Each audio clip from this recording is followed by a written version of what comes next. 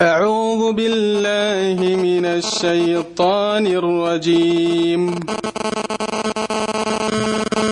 ونفخ في الصور فصعق من في السماوات ومن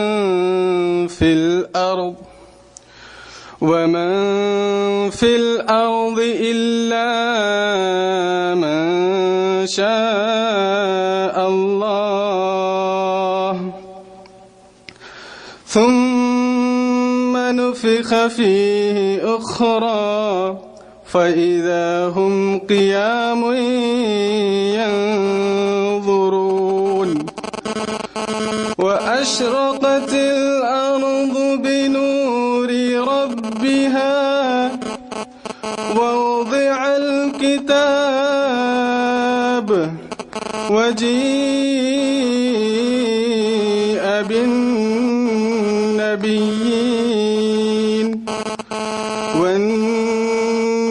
بالنبيين والشهداء وقضي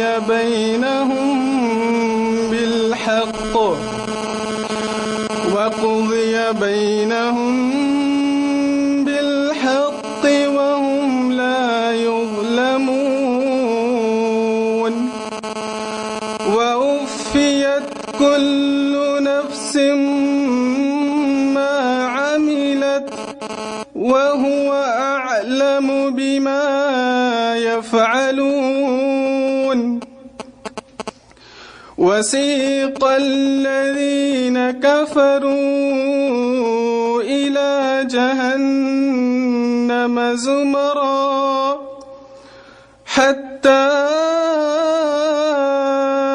إذا جاءوها خزنت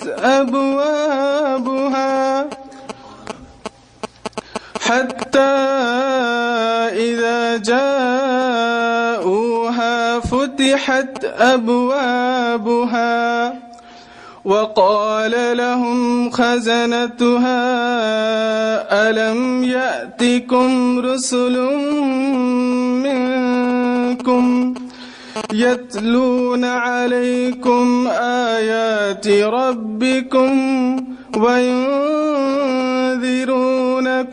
لقاء يومكم هذا قالوا بلى ولكن حقت كلمة العذاب على الكافرين. السلام علیکم ورحمۃ اللہ وبرکاتہ.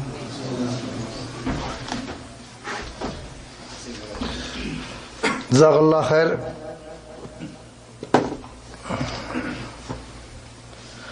آپ کے سامنے شیخ نعیم اللہ صاحب تشریف رکھے ہوئے ہیں جن کا آج کا موضوع ہے عذاب قبر.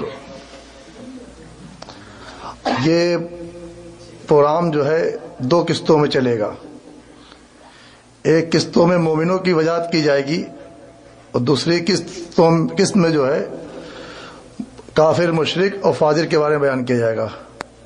تو اس پروگرام کو آپ لوگ جو ہیں بہت دھیان سے سنیں اور اگلے ہفتے بھی جو ہے انشاءاللہ آنے کی کوشش ضرور کریں تاکہ اس کی آج سن لیں گے. اگر اگلے ہفتے نہیں سنیں گے تو یہ پروگرام ادھورا رہ جائے گا. میں زیادہ وقت نہ لیتے ہوئے میں شیخ کو دعوت دیتا ہوں. شیخ نعیم اللہ صاحب تشریف لائیں اور اپنے پروگرام کی شروعات کریں.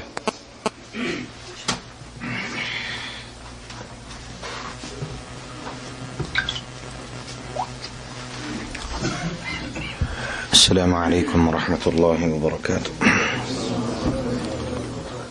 الحمد لله على إحسانه والشكر له على توفيقه وامتنانه. أما بعد فأعوذ بالله من الشيطان الرجيم. بسم الله الرحمن الرحيم. ثم أماته فأقبره. وقال النبي صلى الله عليه وسلم حينما سئل عنه أعذاب القبر حق؟ قال نعم. جیسا جاوید بھائی نے کہا کہ انشاءاللہ ہمارے اس پروگرام کی 2 قسطیں ہوں گی. انشاءاللہ 2 نہیں 3 قسطیں ہم کریں گے اللہ کے فضل و کرم سے. ایک میں آج ہم عذاب قبر کے حوالے سے گفتگو کریں گے، اس کے بعد قبر کے اندر جو اللہ رحمتیں اور عنایتیں فرمائے گا اس کے حوالے سے، اور تیسری قسم میں کس کس کے لیے کیا کیا ہے. یہ 3 انشاءاللہ ہمارے مرحلے ہوں گے. اللہ سے دعا ہے اللہ ہمیں سمجھنے کی توفیق عطا فرمائے. عزیزان من، قبر کا عذاب اور معاملات جن کے اوپر انسان کی پوری زندگی کا دار و مدار ہے. اللہ سبحانہ و تعالی نے انسان کو 3 طرح کی حیاتیں، 3 طرح کی زندگیاں عطا کی. ویسے تو کل 5 بنتی ہیں. ایک عالم ارواح کہ جب اللہ سبحانہ و تعالی نے پوری انسانیت کی روحوں کو پیدا کیا اور سورۃ اعراف کے اندر اس کا ذکر فرمایا کہ وَإِذْ أَخَذَ رَبُّكَ مِن بَنِي آدَمَ مِن ظُهُورِهِمْ ذُرِّيَّتَهُمْ وَأَشْهَدَهُمْ کہ آدم علیہ السلام کی اولاد سے، آدم علیہ السلام کی پشت سے جتنی ان کی اولاد تھی، اللہ سبحانہ و تعالی نے ان کو پیدا کیا، ان کو اپنے سامنے جمع فرمایا اور ان سے سوال کیا أَلَسْتُ بِرَبِّكُمْ قَالُوا بَلَى، کیا میں تمہارا رب ہوں یا نہیں؟ تو سب نے یہ وعدہ کرتے ہوئے اعلانیہ طور پہ یہ بات کہی، ہاں اللہ تو ہمارا رب ہے. اور اللہ نے اس وقت وعدہ لیا، قالوا بلا شہدنا ان تقولوا یوم القیامہ، اب تم اس بات پہ گواہ ہو جاؤ کہ کہیں کل قیامت کا دن اس بات سے مکر نہ جانا اور یہ نہ کہہ دینا انا کنا عن هذا غافلین، ہم تو غفلت میں تھے. دوسری زندگی وہ ماں کے پیٹ کے اندر، جس کا ذکر اللہ سبحانہ و تعالی نے قرآن مجید میں سورۃ احقاف میں کچھ اس طرح سے کیا، حملته امه کرہا ووضعته کرہا وحمله وفصاله 30 شہرا، کہ تقریباً 6 ماہ کے پیٹ کے اندر انسان ایسی زندگی گزارتا ہے جو زندہ حالت میں ہوتی ہے، اور وہ 6 ماہ جتنی تکلیف اور مصیبت میں ماں گزارتی ہے، اور اس کے بعد پھر 2 سال کا وہ عرصہ جس میں وہ بچے کو دودھ پلاتی ہے اور اس کی بنیادی اور اساسی تربیت کہ جب بچہ کچھ نہیں کر سکتا، اللہ سبحانہ و تعالی نے ان 30 مہینوں کو ایک انتہائی مشقت والے مہینے قرار دیا ہے. تیسری زندگی یہ ہماری موجودہ زندگی جس میں ہم اس وقت موجود ہیں، عالم حیات. اس کے بعد ایک چوتھی زندگی جس کو اللہ سبحانہ و تعالی نے قرآن مجید میں عالم برزخ کا نام دیا ہے. اس کے بارے میں اللہ سورۃ مومنون میں 18ویں پارے میں اعلان فرماتے ہیں کہ وَمِن وَرَائِهِمْ بَرْزَخٌ إِلَى يَوْمِ يُبْعَثُونَ، کہ ان کے پیچھے یعنی ان کے قبر میں جانے کے بعد ان کی ایک برزخ کی زندگی کا آغاز ہوتا ہے، اور وہ کب تک ہوگی؟ إِلَى يَوْمِ يُبْعَثُونَ، قیامت کے دن تک ہوگی. اس کے بعد 5ویں اور آخری زندگی جب اللہ سبحانہ و تعالی ہمیں ہمارے انہی جسموں کے ساتھ قیامت کے دن قبروں سے زندہ فرمائیں گے، اور اس کے بعد حساب کتاب کا ایک سلسلہ ہوگا، اور پھر جنت اور جہنم کی تقسیم کا معاملہ ہوگا. یہ 5 زندگیاں ہیں جو اللہ سبحانہ و تعالی نے انسان کو مختلف شکلوں میں اور مختلف سٹیجز پہ عطا کی. ان 5 کی 5 زندگیوں میں سب سے کٹھن زندگی جس کی پناہ اللہ کے رسول صلی اللہ علیہ وسلم کئی دفعہ سیدہ عائشہ رضی اللہ عنہا روایت کرتی ہیں، بخاری اور مسلم کی روایت ہے، کان اکثر من یتعوذ من عذاب القبر، کہ رسول اللہ صلی اللہ علیہ وسلم اکثر عذاب قبر سے اللہ کی پناہ مانگا کرتے تھے، قبر سے اللہ کی پناہ مانگا کرتے تھے. اللہم انی اعوذ بک من عذاب القبر، اللہم انی اعوذ بک من القبر ومن الفتن، کہ اللہ میں قبر کی پناہ مانگتا ہوں، قبر کے عذاب سے تیری پناہ میں آتا ہوں. یہ چیزیں اس بات کی اہمیت کو واضح کر دینے کے لیے کافی ہیں کہ قبر کا عذاب اتنا سخت ہے کہ رسول اللہ صلی اللہ علیہ وسلم بھی اللہ سے اس کی پناہ چاہتے ہیں. اور خاص طور پہ اب حدیث اٹھا کے دیکھیں، وہ عذاب یا وہ فتنے جن سے خاص طور پہ رسول اللہ صلی اللہ علیہ وسلم نے اللہ کی پناہ مانگی ہے، وہ اپنے آپ میں اتنے خطرناک اور اتنے قوی اور بڑے ہیں کہ اگر واقعی ہم ان کی تفصیل میں جائیں تو انسان کے رونگٹے کھڑے ہو جاتے ہیں. دجال کا فتنہ، عذاب قبر، فتنۃ المحیا والممات، زندگی اور موت کے فتنے، فتنۃ المال، مال کا فتنہ، اولاد کا فتنہ، یہ وہ تمام فتنے ہیں جن سے رسول اللہ صلی اللہ علیہ وسلم نے 20 مرتبہ اپنی زندگی میں اللہ سے پناہ مانگی.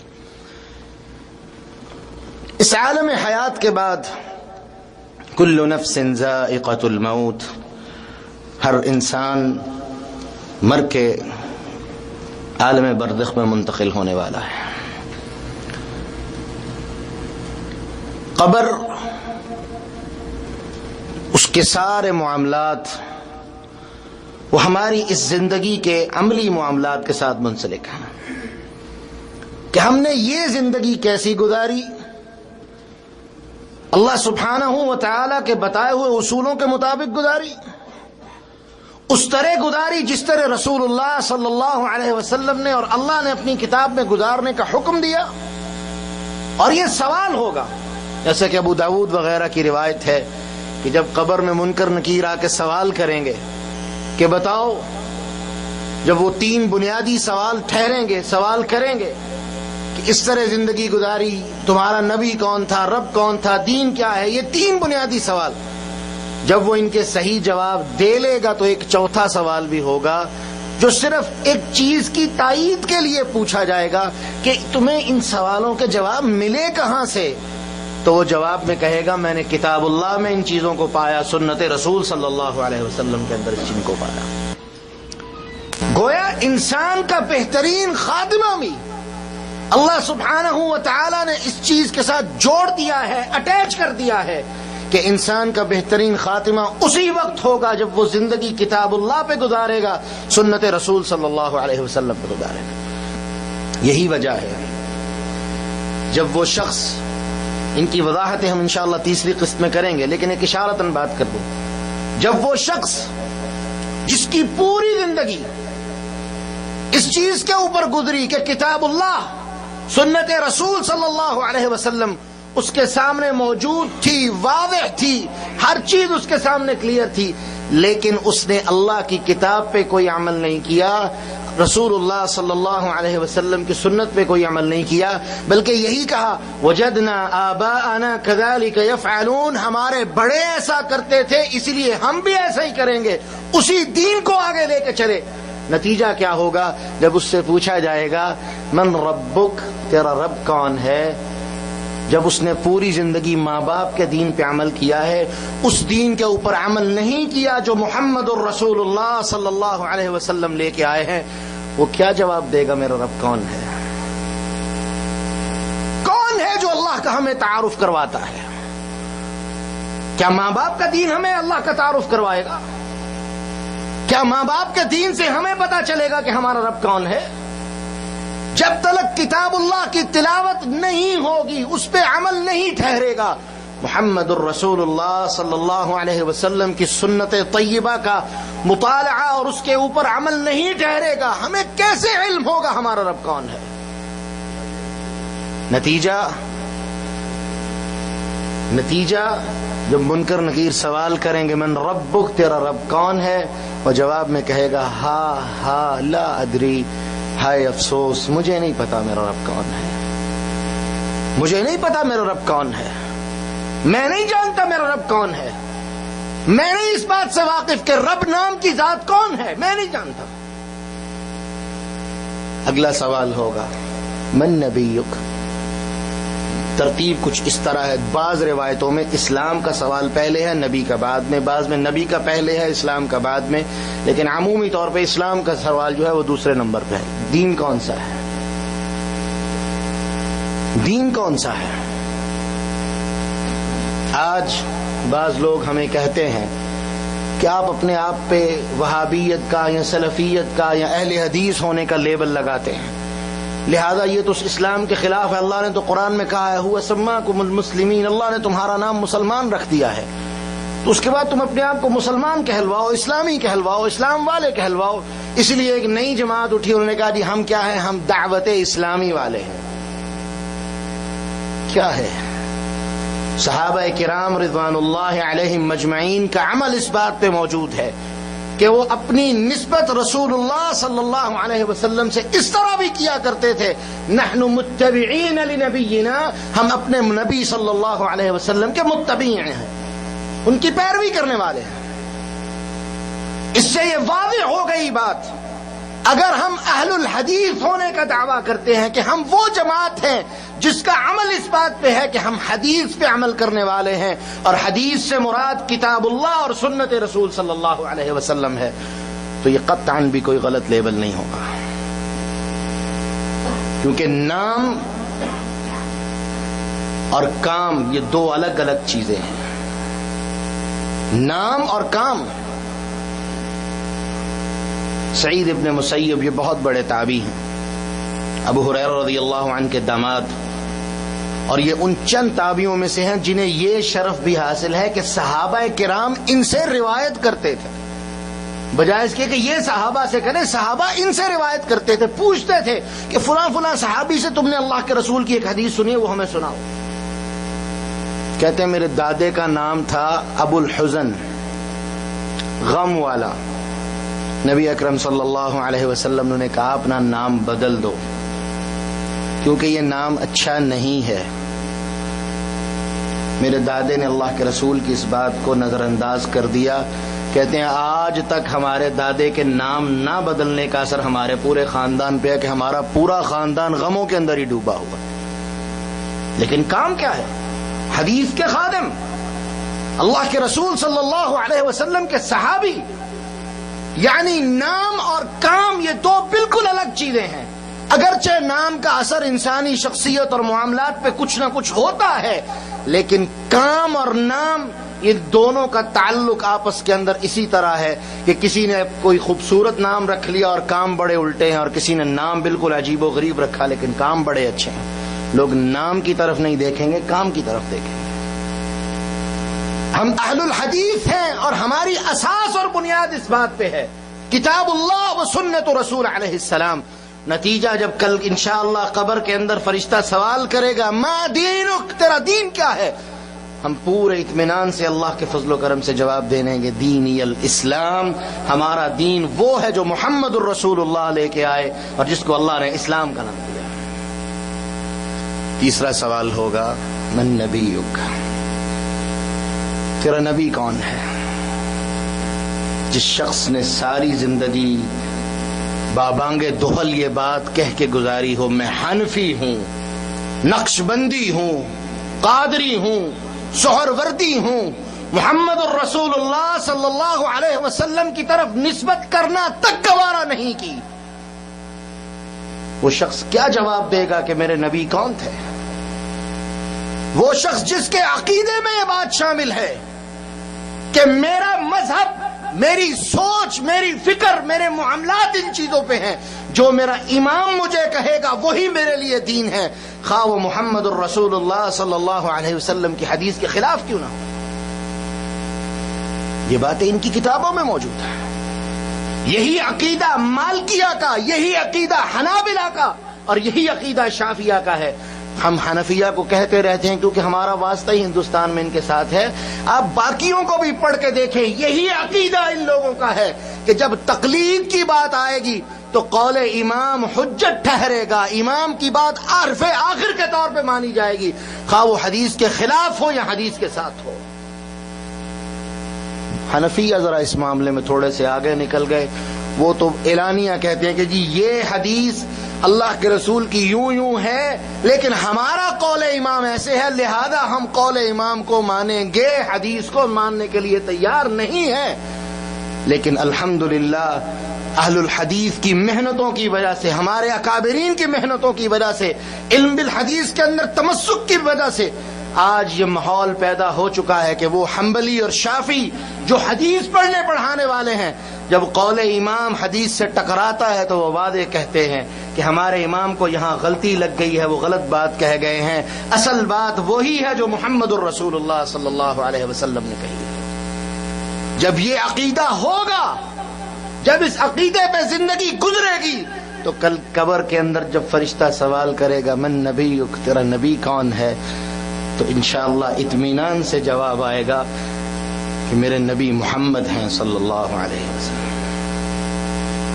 پھر فرشتے تعجباً یہ سوال پوچھیں گے کہ بتاؤ یہ چیزیں تمہیں کہاں سے پتا چلی، کہاں سے سیکھا، ان سوالوں کے جواب کہاں سے ملے؟ تو وہ جواب میں کہے گا جو ہمارا منہج اور عقیدہ ہے، اور الحمدللہ ہمیں اس بات پہ اطمینان اور فخر ہونا چاہیے کہ الحمدللہ ہم ایک ایسے عقیدے کے اوپر ہیں جس کے اوپر جب خاتمہ ہوگا تو خیر پہ ہوگا، اور قبر میں اس بات کی دلیل، ان فرشتوں کا سوال اس بات کی سب سے بڑی دلیل ہوگی۔ جب وہ پوچھیں گے جواب کہاں سے ملے، تو ہم اطمینان سے کہیں گے اللہ کی کتاب سے ملے، محمد الرسول اللہ کے فرمان سے ملے صلی اللہ علیہ وسلم، کہیں اور سے یہ چیزیں نہیں مل سکتی۔ اور جواب وہی دے گا جس کی زندگی ان پہ گزری ہوگی، اور جو شخص جواب نہیں دے سکے گا، اللہ کے رسول صلی اللہ علیہ وسلم بیان فرماتے ہیں وہ جواب میں کہے گا ہا ہا لا ادری، ہر سوال کا جواب میں کہے گا مجھے نہیں پتا، افسوس میں نہیں جانتا، ہائے ہائے مجھے نہیں پتا، اپنے آپ پہ روئے گا، لیکن کوئی حل نہیں۔ دنیا کا رونا تو کل قبر میں اس کے کام آئے گا، اگر رونا اس مقصد کے لیے ہے کہ میرے اللہ مجھے ہدایت عطا فرما، اللہ میرے لیے ہدایت کے رستوں کو وعدے فرما دے، اہدنا الصراط المستقیم، اللہ صراط مستقیم کی ہدایت میرے لیے وعدے کر دے۔ جب ان چیزوں پہ وہ روئے گا اللہ اس کے لیے آسانیاں کر دے گا، لیکن جب قبر میں روئے گا تو اس کا رونا کسی کام نہیں آئے گا۔ وہ ایک آنسو جس پہ ہزاروں دل تڑپتے ہیں، کسی کا عمر بھر کا رونا یوں ہی بیکار جاتا ہے۔ انسان اللہ کے ڈر سے ایک آنسو اپنی آنکھ سے نکالے، اللہ زندگی کی پوری کایا کو پلٹ کے رکھ دیتے ہیں، لیکن جب وقت گزر گیا، لمحات گزر گئے، اللہ کے رسول فرماتے ہیں قیامت کے دن اتنا روئیں گے کہ ان کی آنکھوں سے آنسو تک ختم ہو کے اس جی کی جگہ پہ خون جاری ہوگا، اور وہ اتنی کثیر مقدار میں ہوگا کہ کشتیاں چل سکیں گی، لیکن اللہ سبحانہ و تعالیٰ کے ہاں ان آنسوؤں کی کوئی قدر و قیمت نہیں ہوگی۔ اور نتیجہ جب وہ جواب دینے سے محروم ہوں گے تو قبر کے اندر آواز آئے گی افتحوا له بابا من النار افتحوا له بابا من الجنہ ومن الجہنم، ان کے لیے جہنم سے اور آگ سے ایک دروازہ کھول دو، البسوا لباس الجہنم البسوا لباس النار، ان کو جہنم کا لباس پہنا دو اور ان کے لیے جہنم کا بستر بچھا دو، اور قیامت تک کے لیے ان کے اوپر بچھوؤں کا، سانپوں کا اور فرشتوں کا عذاب مسلط کر دو۔ اور اب وہ عذاب کیا ہے؟ اللہ سبحانہ و تعالی سورۃ مومنون میں آیا نمبر 98 سے لے کے آن ورڈ تقریباً 100 تک 3 آیتیں 4 آیتیں اللہ ان کے اندر ایک بڑا خوبصورت نقشہ بیان کرتے ہیں ایسے لوگوں کا۔ اللہ فرماتے ہیں حتی اذا جاء احدهم الموت، جب یہ وہ لوگ جن کی زندگی کتاب و سنت پہ نہیں گزری، ان کو جب موت آئے گی تو وہ کیا کہیں گے؟ رب ارجعون، اللہ ایک دفعہ واپس بھیج دے، اللہ ایک دفعہ واپس بھیج دے۔ اور کیوں؟ لعلی اعمل صالحا فیما ترکت، اللہ میں ہر وہ نیک کام کرنا چاہتا ہوں جو میں زندگی میں نہیں کر سکا۔ مفسرین نے لکھا ہے کہ اس بات سے مراد وہ ہوگا کہ اللہ جو سب سے بڑی جہالت میں زندگی میں کر کے آیا ہوں کہ میں تیری کتاب سے منہ موڑے رکھا، میں اللہ کے رسول صلی اللہ علیہ وسلم کی سنت سے دور رہا، اللہ میں ایک بہت بڑی غلطی کر کے آیا ہوں، اللہ اس غلطی کا کفارہ ادا کرنے کے لیے مجھے ایک دفعہ چھوڑ دے، زندگی دوبارہ دے دے، میں یہ غلطی دوبارہ نہیں دہراؤں۔ اور اللہ نے سورۃ انعام میں یہ بات کہی اللہ فرماتے ہیں ایسا ممکن ہی نہیں کہ ہم ان کو زندگی دیں، لیکن اگر بفرض محال دے بھی دی جائے تو اللہ فرماتے ہیں میں دعویٰ کر رہا ہوں کہ یہ لوگ کبھی بھی پلٹ کے واپس نہیں آئیں گے، اسی طرح زندگی گزاریں گے جس طرح گزارتے رہے۔ نتیجہ کیا کہے گا؟ لعلی اعمل صالحا فیما ترکت، اللہ جو نیک اعمال رہ گئے تھے اللہ وہ میں کرنا چاہتا ہوں، مجھے ایک دفعہ موقع دے دے۔ اللہ فرماتے ہیں کلا کلا، خبردار ایسا ہو ہی نہیں سکتا۔ تمہیں ایک زندگی دے دی گئی اور ہر چیز واضح کر دی گئی، تم نے اس کو قبول کرنے سے انکار کر دیا۔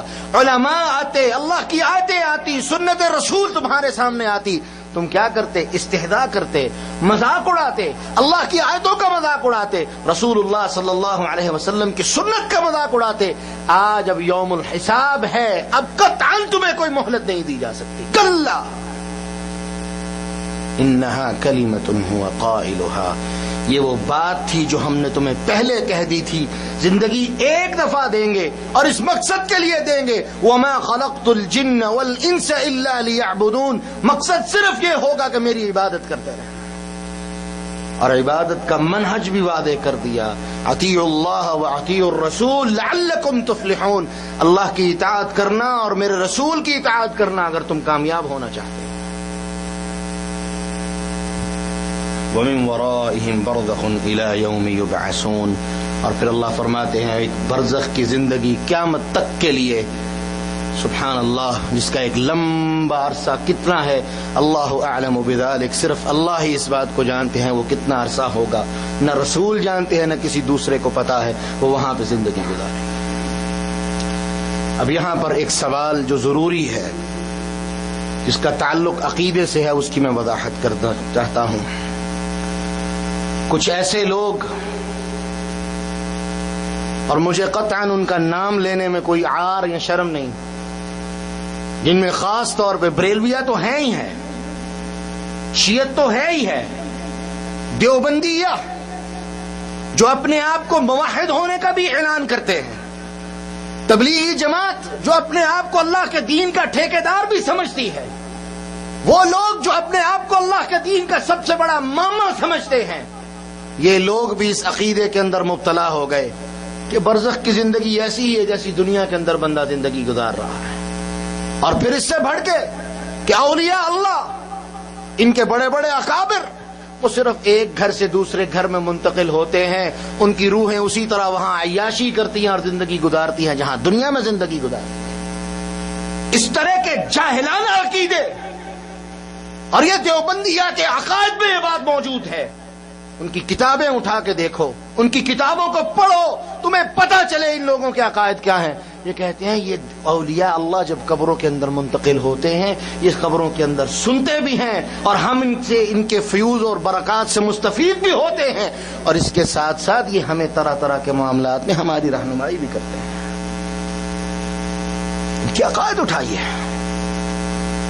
ان کے بڑے بڑے بزرگ، جن میں حاجی امداد اللہ مہاجر مکی اور اس کا بیٹا جو بھی حرم کے اندر بیٹھا ہوا ہے، یہ لوگ آج بھی عقائد کے اوپر ہیں کہ جب اولیاء اللہ مرتے ہیں تو وہ حقیقت میں مرتے نہیں، ایک لمحے کے لیے بس وہ پردہ کر کے ایک دوسری جگہ منتقل ہو جاتے ہیں، دنیا کے ساتھ ان کا تعلق برابر کا رہتا ہے، دنیا کے ساتھ پورے معاملات ان کے علم میں ٹھہرتے ہیں۔ یہ ان کے عقائد،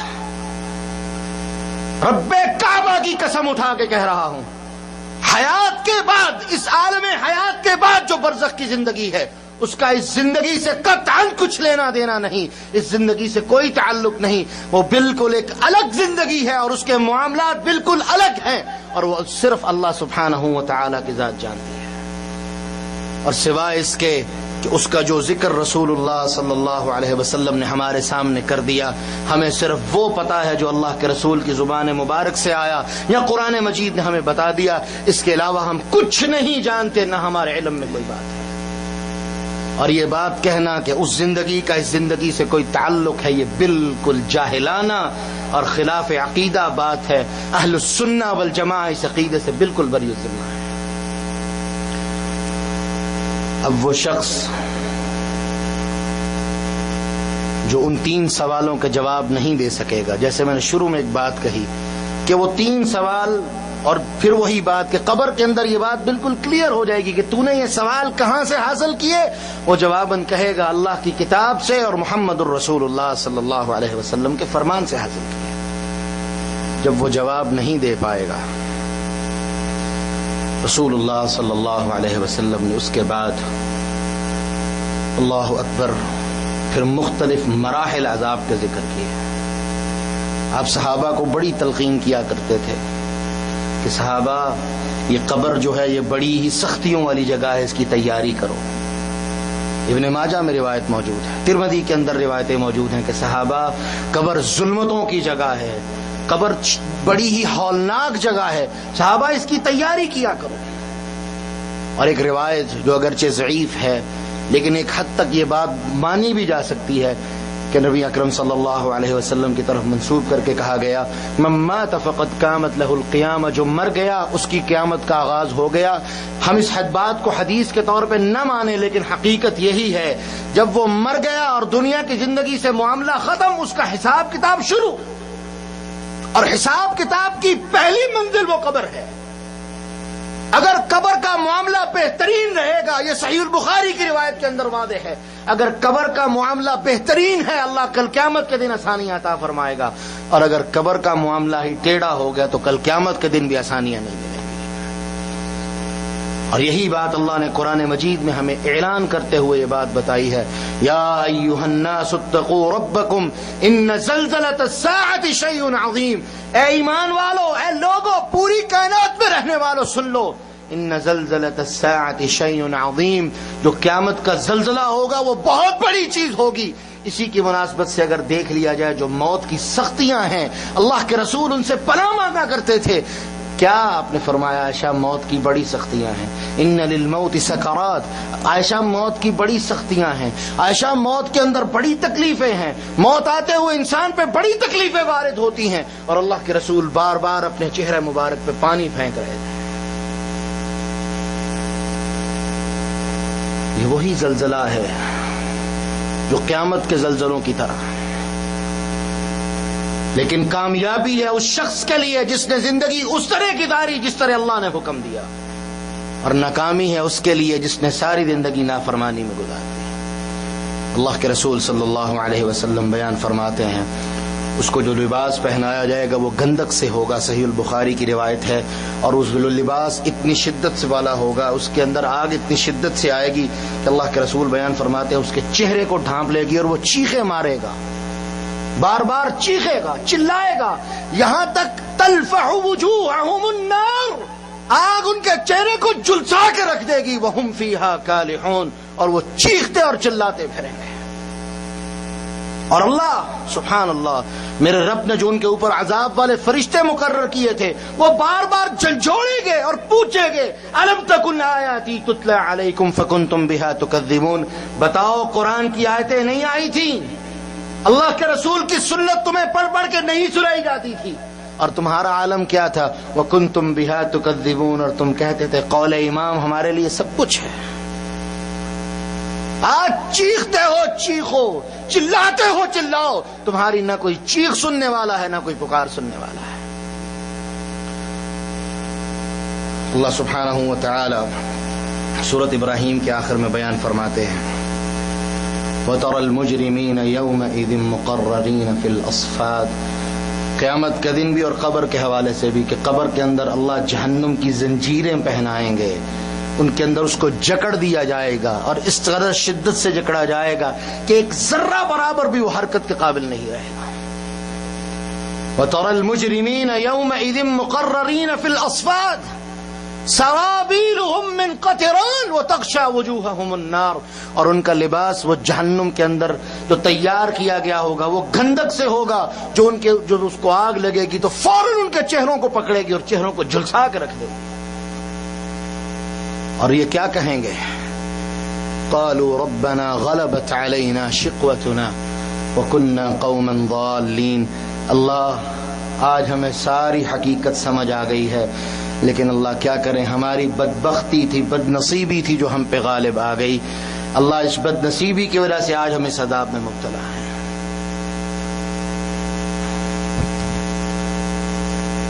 قالوا ربنا غلبت علینا شقوتنا، بد نصیبی. لیکن کیا کریں، کتاب اللہ کو سمجھنے کے لیے کوئی تیار نہیں. اس دن جب تم کہو گے کہ ہماری بد نصیبی تھی، اور حقیقت میں ہے ہی بد نصیبی کہ تم نے پوری زندگی امام کی اطاعت میں گزار دی، کاش کہ چند لمحے رسول اللہ صلی اللہ علیہ وسلم کی اطاعت میں بھی گزارے ہوتے. اللہ کے رسول صلی اللہ علیہ وسلم بیان فرماتے ہیں اللہ ان کے اوپر سانپ مسلط کرے گا جو گنجا ہوگا، اور گنجا ہونے کا سبب یہ ہے کہ وہ اتنا زہریلا ہوگا کہ اس کے جسم پہ کوئی چیز نہیں ٹھہر سکے گی. اور یہ چیز آج سائنس نے ثابت کر دی کہ کینسر کے مریض کے جب علاج انتہائی پاور قسم، انتہائی قوت والی ریڈیائی قسم کی شعاؤں سے کیا جاتا ہے تو اس کے اندر اتنی قوی مقدار کے اندر زہر ہوتا ہے کہ انسان کے جسم پہ کوئی بال نہیں ٹھہرتا. سر، یہ ابرو، آنکھوں، ہر چیز سے، ہر جگہ سے بال ختم ہو جاتے ہیں. اصل میں انسان کے اندر وہ زہر انجیکٹ کرتے ہیں جس کے اندر زہر کے ساتھ زہر وہ ختم ہوتا ہے اور انسان کے جسم سے کینسر کا اثر نکلتا ہے. خیر، ایک الگ موضوع ہے.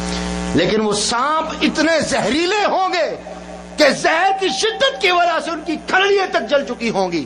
اور اللہ کے رسول بیان فرماتے ہیں اگر قبر سے وہ سانپ نکل کے زمین کے اندر صرف ایک پھونک مار دے تو یہ پورے کا پورا سبزہ جل کے راکھ ہو جائے.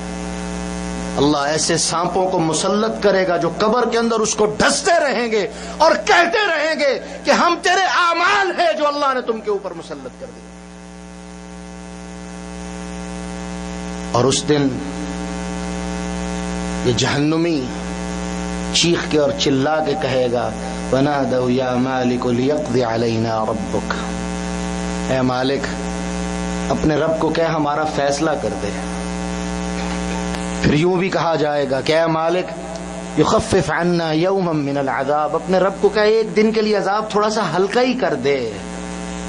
کاش کہ ہم نے اس زندگی کو سمجھا ہوتا اور معاملات کو سمجھا ہوتا. کچھ ایسے عقیدے والے بھی آ کے ٹھہرے جنہوں نے کہا اللہ کا پکڑا چھڑوائے محمد، محمد کا پکڑا چھڑا کوئی نہیں سکتا، کہ قبر کے اندر رسول اللہ صلی اللہ علیہ وسلم آ جائیں گے اور آگے فرشتوں کو بھگا دیں گے، دھمکی لگا دیں گے. استغفر اللہ. ان بطش ربک لشدید، تیرے رب کی پکڑ اتنی مضبوط ہے کہ آج تک اللہ کی پکڑی ہوئی چیز کو کوئی چھڑا نہیں سکتا. کسی کے اندر یہ طاقت اور سکت نہیں کہ رب العالمین کی پکڑ کو کوئی چھڑا سکے. اللہ کے رسول تو اپنی بیٹی کو کہہ رہے ہیں، اپنی پھوپھی کو کہہ رہے ہیں، خون کے رشتے کو کہہ رہے ہیں اعملی یا فاطمہ، اعملی یا سمیہ، اے سمیہ میری پھوپھی، اے صفیہ میری پھوپھی، اے فاطمہ میری بیٹی، عمل کر لو، میں تمہارا باپ، تمہارا بھتیجا محمد تمہارے کسی کام نہیں آ سکوں گا. تمہاری نجات ہوگی تو تمہارے عمل پہ ہوگی، میری قرابت داری تمہارے کام آنے والے نہیں ہے. کہاں رسول اللہ صلی اللہ علیہ وسلم آئیں گے؟ رسول اللہ صلی اللہ علیہ وسلم تو خود کہہ رہے ہیں بھئی اپنی اپنی قبر کی تیاری کرو، اپنے اپنے اعمال کو سامنے رکھو اور اپنے اعمال کی بہتری کی طرف، قبر کی زندگی اور قیامت کی زندگی بہترین ہو جائے. رسول اللہ صلی اللہ علیہ وسلم بیان فرماتے ہیں اللہ ان کے اوپر دو فرشتوں کو، ہر قبر کے عذاب کے اندر اللہ دو فرشتوں کو مسلط کرے گا جو آنکھوں سے اندھے، کانوں سے بہرے اور زبان سے گونگے ہوں گے. ابن ماجہ اور ترمذی کے اندر روایت موجود ہے. اور ان کے ہاتھ میں جو ہتھوڑے یا گز ہوں گے، اللہ کے رسول فرماتے ہیں وہ اتنے قوی ہوں گے کہ اگر زمین کے اوپر وہ ایک بڑے سے بڑے پہاڑ کے اوپر وہ گز یا ہتھوڑا مارا جائے تو وہ پیس کے ریزوں کے اندر تبدیل ہو جائے. ان کے ہاتھوں میں یہ ہوں گے اور اس سے جہنمی کو اس قبر کے اندر مسلسل ضربات لگاتے رہیں گے، مارتے رہیں گے، اور وہ چیخے گا، چلائے گا، مرنا چاہے گا، لیکن کبھی موت نہیں آئے گی. اور یہ عذاب وَمِن وَرَائِهِمْ بَرْزَخٌ إِلَى يَوْمِ يُبْعَثُونَ، یہ قیامت کے دن تک عذاب چلتا رہے گا اور قیامت کے دن پھر معاملات ہوں گے.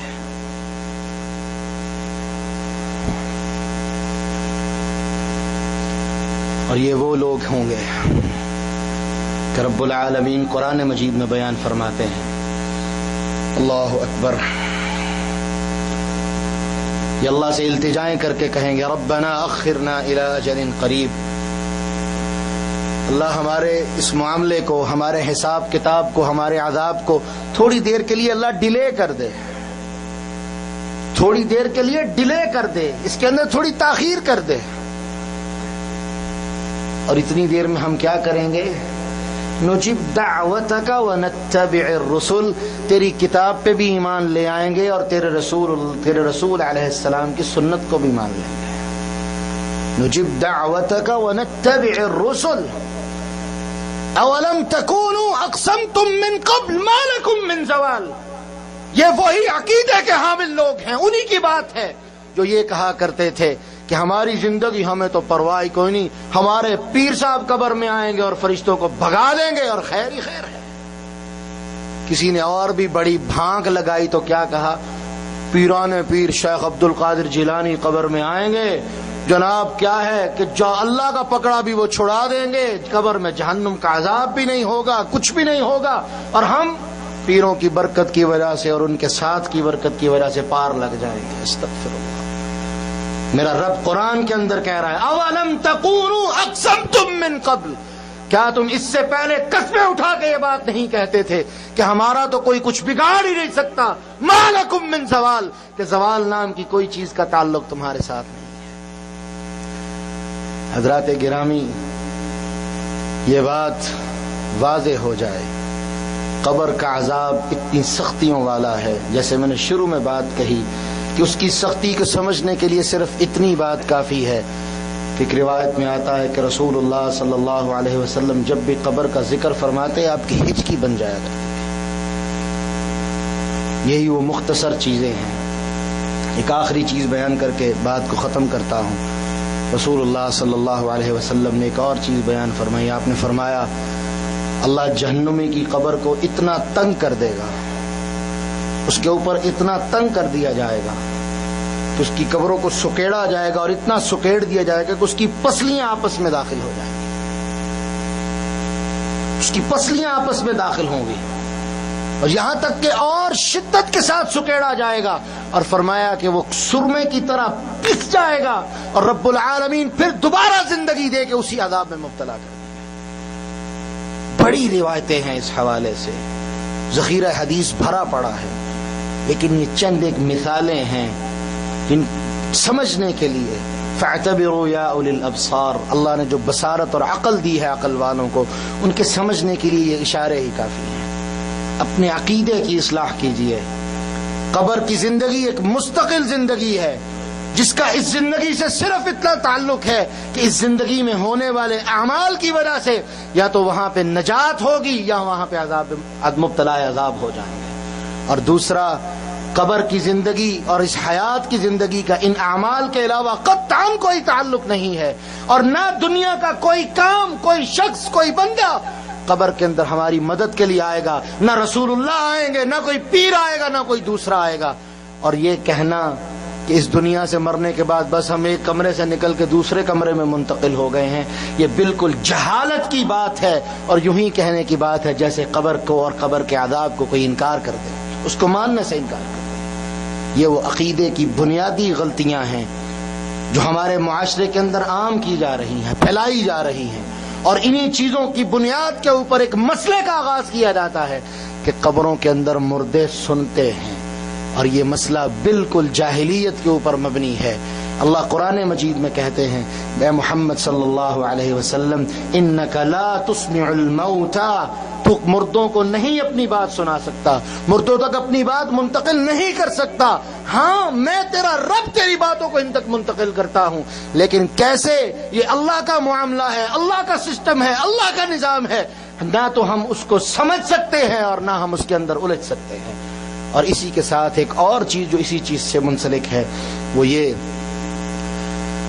ہم جب بھی مدینہ طیبہ جائیں تو ہمارے کئی احباب ہمیں کہتے ہیں اللہ کے رسول کو ہمارا بھی سلام دیجئے گا۔ یہ بھی چیز اسی مسئلے میں سے ایک ہے جو دیوبندیہ کا عقیدہ ہے۔ بریلویہ کا عقیدہ تو حاضر ناظر کا کہ اللہ کے رسول ہر جگہ موجود ہیں، بالکل غلط۔ دیوبندیہ کا عقیدہ تھوڑا محتاط ہے، وہ کہتے ہیں آپ پوری دنیا میں کہیں حاضر ناظر نہیں، البتہ قبر پہ جائیں تو آپ سنتے ہیں، لہذا کسی کا سلام بھی اگر پہنچایا جائے تو پہنچتا ہے۔ یہ بھی اللہ کے رسول صلی اللہ علیہ وسلم کی ذات پہ اور قرآن کی آیت پہ ایک بہتان ہے۔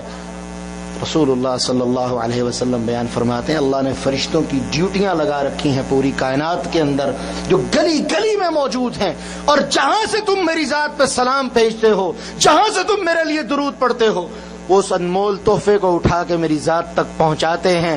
لیکن کس طرح پہنچاتے ہیں نہ ہم اس کو سمجھ سکتے ہیں۔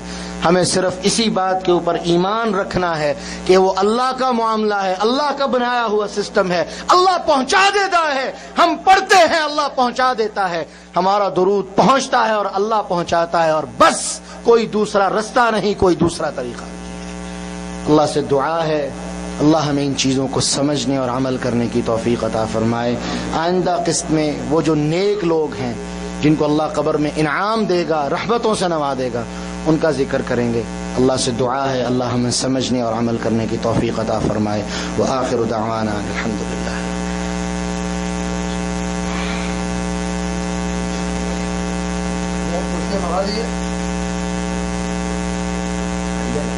جزاک اللہ خیر۔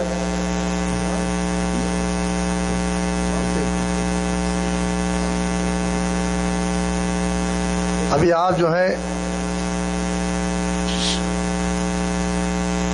شیخ نعیم اللہ صاحب کو سن رہے تھے جو قبر کے عذاب کے بارے میں بیان کر رہے تھے۔ آپ کے لیے خوشخبری اور ہے، بلکہ خوشخبریاں تو بہت سی ہیں لیکن آج دو بیان کی جائیں گی۔ قاری شعیب صاحب تشریف لانے والے ہیں، لیکن ان کی جو ٹائمنگ ہے وہ جو پروگرام رکھا جائے گا وہ یوم جمعے کا نہیں ہوگا۔ وہ پروگرام اگر ہوگا بھی، پروگرام وہ ہوگا بھی یا تو اتوار ملے گا ٹائم ان کو، یا اتوار ملے گا یا سنیچر ملے گی۔ اگر آپ لوگ اس کے لیے تیار ہیں تو ان کا پروگرام مسجد بے شبید میں سیٹ کیا جائے۔ اگر آپ لوگ تیار نہیں ہیں جمعہ یا سنیچر سننے کے لیے تو ان کا پروگرام پھر نہیں رکھتے رہیں گے ہم لوگ۔ ان کے بعد ٹائم نہیں ہے، 2 دن کے لیے آ رہے ہیں، سنیچر یا اتوار، اس کے بعد وہ چلے جائیں گے واپس۔ نہیں اب کی نہیں، 14 تاریخ کو، 2 ہفتے کے بعد تقریباً۔ یہ ساتھی لوگ بیٹھے گا یہ رائے کریں گے۔ ہاں آپ لوگ جیسا بتائیے گا۔ دوسری خوشخبری یہ ہے کہ مسجد ملک عبدالعزیز میں آج سے عصر کی نماز کے بعد جو پروگرام ہوتا تھا عبدالغفار صاحب کرتے تھے، ان کی جگہ جو ہے صغیر عمری صاحب آئے ہیں،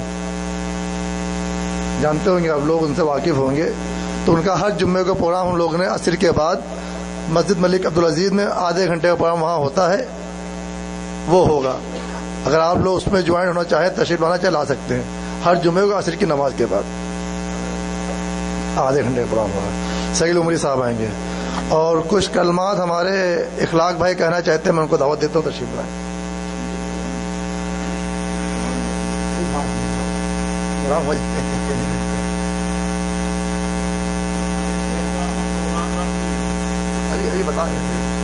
السلام علیکم ورحمۃ اللہ وبرکاتہ۔ الحمد للہ رب العالمین والصلاة علی رسولہ الکریم۔ معزز حاضرین کرام، ابھی آپ نے شیخ نعیم اللہ صاحب کا خطاب سنا۔ آپ کو جو نصیحتیں اور جو واعظ آپ نے بتائی قبر کے حوالے سے، تو آج ہمارے معاشرے کے اندر، خصوصاً ہمارے ہندوستان اور پاکستان مشرق بعید کے اندر جو رسم و رواج ہیں، جو ایک کلچر ہے، ایک معاشرہ ہے، شیخ نے آپ کی توجہ قبر کی طرف دلائی ہے کہ قبر کے اندر کیا حالات اور کن چیزوں سے ہمیں واسطہ پڑے گا۔ لیکن ہمارے یہاں ہندوستان کے اندر ایک بڑا عجیب مسئلہ ہے کہ ہم قبر والوں ہی سے نجات ڈھونڈ رہے ہیں۔ آپ نے توجہ دلائی کہ قبر کے اندر معاملات کیا ہونا ہے، ان معاملات کا حل بھی ہم قبر والوں سے ہی ڈھونڈ رہے ہیں۔ بڑا عجیب مسئلہ ہے، بڑی توجہ طلب بات ہے کہ نہ کہ ہم اس کو جس کی طرف شیخ نے توجہ دلائی ہے ہم غور فکر کریں، سوچیں، اور اللہ رب العزت اور نبی اکرم صلی اللہ علیہ وسلم کی واضح تعلیمات کو اپنائیں اور سمجھیں تو ہمارا جو معاشرہ، میں 5 منٹ آپ لوگوں سے صرف ریکویسٹ ہے، بس 5 منٹ آپ سے لے لیں، ایک فریاد آپ لوگ سن لیں، اس کے بعد آپ لوگ آزاد ہیں انشاءاللہ۔ تو ہم اپنے ایک معاشرے کی ایک تصویر آپ کے سامنے لانا چاہتے ہیں کہ ہمارے آج معاشرے کے اندر کیا ہے اور کتنا عزام، کتنا ہم لوگ، ہمارا معاشرہ اس پر ڈیپینڈ ہے اور مطلب بھروسہ کیے ہوئے ہے کہ ہم جو کر رہے ہیں وہ بالکل صحیح ہے۔ اس کی ایک تصویر ہے، آپ سے ہم 2 منٹ توجہ چاہتے ہیں کہ ایک ہی پربھو کی پوجا ہم اگر کرتے نہیں، ایک ہی پربھو کی پوجا ہم اگر کرتے نہیں تو ایک ہی درگاہ پر سر آپ بھی رکھتے نہیں، ایک ہی پربھو کی پوجا ہم اگر کرتے نہیں تو ایک ہی درگاہ پر سر آپ بھی دھرتے نہیں۔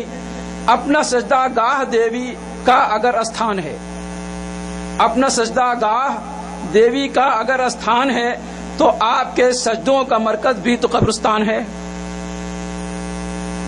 جتنے کنکر اتنے شنکر، یہ اگر مشہور ہے، جتنے کنکر اتنے شنکر، یہ اگر مشہور ہے تو جتنے مردے اتنے سجدے آپ کا دستور ہے۔ کہ یہ آپ ہمارے معاشرے کی منظر کشی ہے، آپ دیکھیں ہمارے معاشرے کے اندر کیا ہے۔ اپنے دیوی دیوتا کو ہم تو گن سکتے نہیں، ہم تو اپنے دیوی دیوتا کو ہم تو گن سکتے نہیں، آپ بھی مشکل کشاؤں کو گن سکتے نہیں۔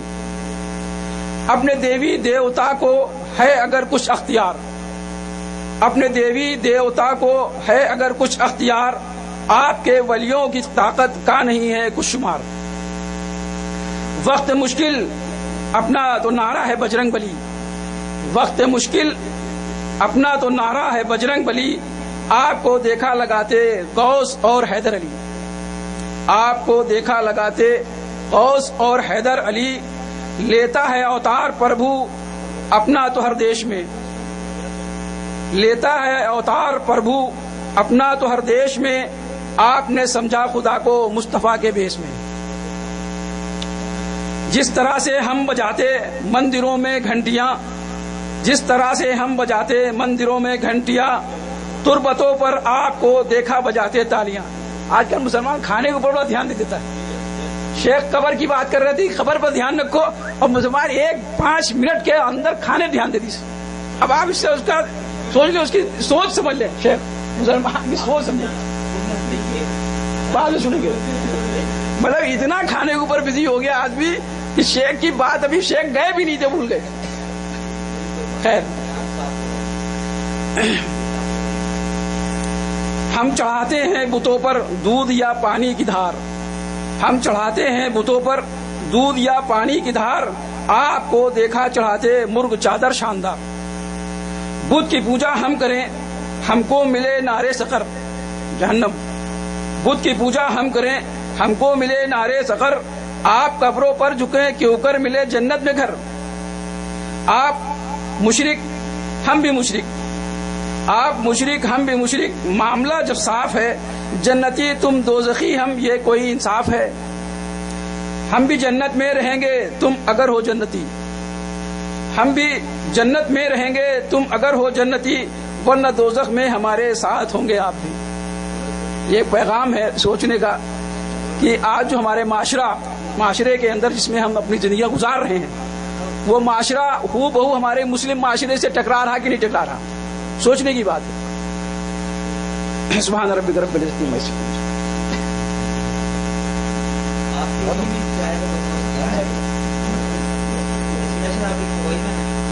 ابھی آپ نے اخلاق بھائی سے یہ شعر سنا، یہ لیکھک کا نام سن کے آپ جو حیرت میں پڑ جائیں گے جی، یہ بہت پرانا شعر ہے۔ یہ لکھنے والے ایک شنکر نام کا آدمی ہے، شاعر تھا، اور یہ کرنیل گنج بستی میں ہوئی تھی، مشاعرہ ہوا تھا، اس میں اس نے کہا تھا تم مجھ کو جہنمی کہتے ہو، تم کیا کرتے ہو؟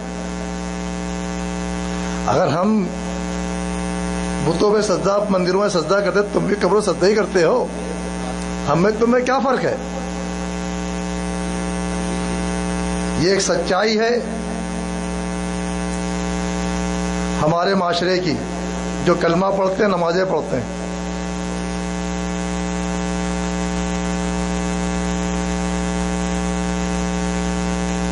تو سوال تھا آپ کو؟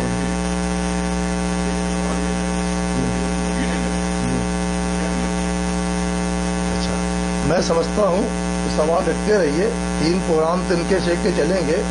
میری رائے یہ ہے، ویسے آپ لوگ زیادہ بہتر سمجھتے ہیں، سوال کا جو موضوع رکھا جائے، چوتھے ہفتے میں ایک سوال کا ہی موضوع ٹاپک سے رکھ لیجیے تھوڑا۔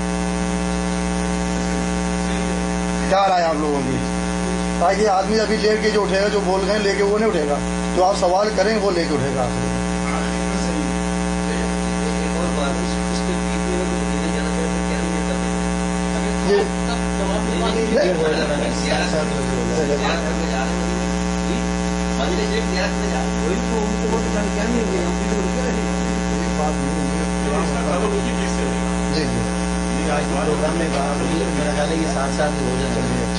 چلیے، بھائی کا سوال ہے، جی بتائیے، سوال بتائیے۔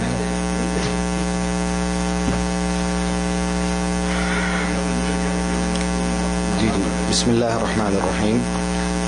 محترم نے جو سوال کیا ہے کہ جب ہم مدینہ طیبہ جائیں تو ہماری نیت کیا ہو، یہ مسئلہ کوئی آج نیا مسئلہ نہیں ہے، یہ ایک بہت پرانا مسئلہ ہے جس کے اوپر محدثین کے بڑے بڑے لمبے چوڑے مناظرے ہوئے۔ سبکی نام کے، تقی الدین سبکی نام کے ایک شافعی محدث ہیں، انہوں نے تو باقاعدہ طور پہ بہت ضخیم کتاب لکھی، الصارم المنکی کے نام سے، لا اشد الرحال ان کی کتاب کا نام ہے۔ تو انہوں نے یہ مسئلہ واضح کیا، یہ پہلے سے تھا لیکن انہوں نے واضح کیا کہ وہ لوگ جو مدینہ جاتے ہیں ان کی بنیادی نیت رسول اللہ صلی اللہ علیہ وسلم کی قبر کی حاضری ہونی چاہیے، زیارت قبر نبوی۔ شیخ الاسلام ابن تیمیہ رحمہ اللہ کے شاگرد علامہ ابن عبد الہادی نے سبکی کے جواب میں کتاب لکھی الصارم المنکی فی رد علی السبکی، جس کے اندر انہوں نے شیخ الاسلام کے فتاوی بھی ذکر کیے، اور شیخ الاسلام کو اس بات پہ شام کے حکمران نے پٹوایا بھی کہ مسجد نبوی الشریف یعنی مدینہ طیبہ جب انسان جائے گا تو نیت اللہ کے رسول صلی اللہ علیہ وسلم کی قبر کی زیارت نہیں ہوگی بلکہ مسجد نبوی الشریف کی زیارت ہوگی، کیونکہ جو اللہ کے رسول صلی اللہ علیہ وسلم کی حدیث ہے لا تشد الرحال الا الى 3 مساجد، کہ بسترے بوریے باندھ کے اگر تم نے جانا ہے تو صرف 3 مسجدوں کی طرف جاؤ، یہ نہیں کہا کہ 3 قبروں کی طرف جاؤ یا 3 مقاموں کی طرف جاؤ۔ لا تشد الرحال الا الى 3 مساجد، مساجد کے لفظ اللہ کے رسول نے استعمال کیے۔ اب دیکھیں، اگر ہم اللہ کے رسول صلی اللہ علیہ وسلم کی قبر کی زیارت مان لیں ایک لمحے کے لیے، اس بات کو تسلیم کر لیا ہم نے، تو تیسری مسجد جو ہے وہ مسجد اقصی ہے، تو وہاں پر انبیاء علیہم السلام کی قبروں کا اجتماع ہے۔ اس کا مطلب ہے کہ ہم مسجد اقصی نہیں گئے بلکہ انبیاء علیہم السلام کی قبروں پہ حاضر ہونے کے لیے گئے۔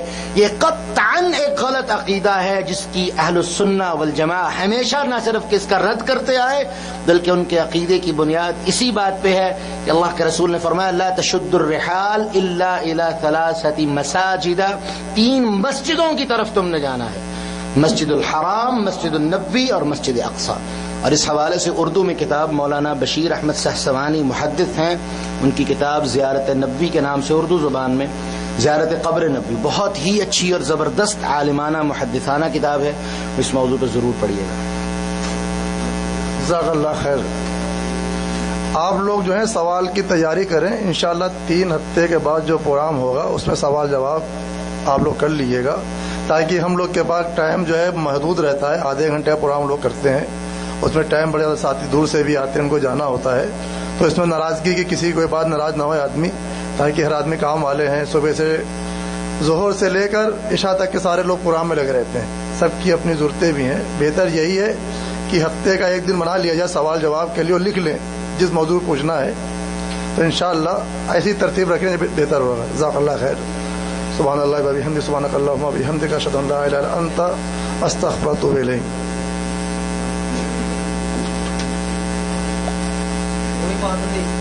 یہ بھائی تار بچا کے آپ لوگ جو ہیں چلیں بھائی. کوئی بات نہیں, اللہ نے اور دے دی وہاں پہ, اللہ نے وہاں پہ اور دے دی, اللہ نے یہاں بھی دے دیا. بھائی اپنے اپنے جوان بھائی سنبھال لو بھائی, جس کے زبان ہے. جیسے آیا مجھے پتا بھائی تار بچا کے بھائی تار بچا کے بھائی شیخ ہے.